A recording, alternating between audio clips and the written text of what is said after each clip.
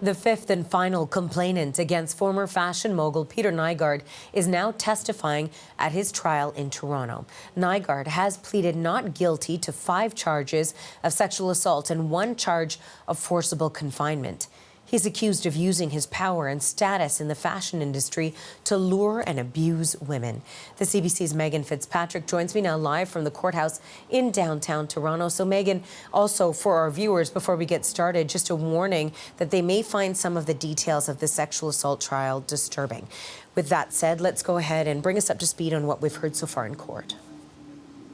Well, as you mentioned, Arthi, the fifth and final accuser is now on the stand today. And so far in her testimony, court has been hearing how she first met Peter Nygard. This was back in the late 80s, around 1988 or 89. The woman was about 21 years old at the time.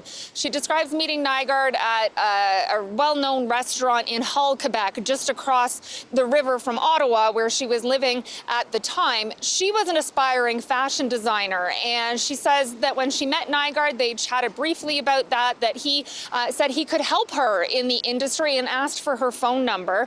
A little while later, after that evening, initially meeting him, she says that Nygard did get in touch with her, that she was working out of the country at the time, but that he wanted to fly her to Toronto to meet up with her at his offices here in this city. Nygard's fashion empire was based in Winnipeg, but he did have a headquarters in downtown Toronto with a built-in bedroom suite. And so far, from all the women we've heard testifying so far in this trial, they have all alleged that that's where the alleged sexual assaults took place. Now, so far from this fifth accuser, she's describing the evening that she met Nygard, how they met at a restaurant near the offices, and how she testifies that Nygard was not really interested in talking to her about fashion, that he immediately started asking her questions about her sexuality and her sexual history, which she found shocking and inappropriate, but she thought she was there for a business meeting with this famous fashion designer. And when the Crown Attorney asked her why she didn't get up and leave, she answered that she thought any minute they would start talking about fashion and what she thought she was there to talk to him about. She then testifies that they left the restaurant and walked a short distance to the office building where Nygard's headquarters were. That is at the point where we're at in the testimony now, Arthi, in terms of her describing what allegedly happened that night. Okay, and Megan, we also want to know what the court has heard from Nygard's defense lawyer during the course of the trial.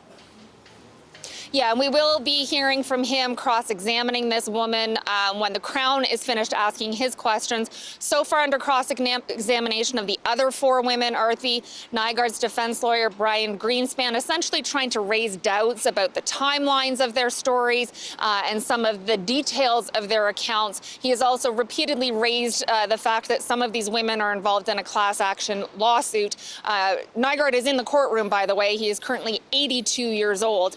He is there sitting beside his lawyer watching all of this unfold. Arthi? Megan, thanks for this. That's the CBC's Megan Fitzpatrick in Toronto. Thank you for watching the CBC Manitoba YouTube channel. Don't forget to like and subscribe. For the latest breaking news and top stories, download the CBC News app.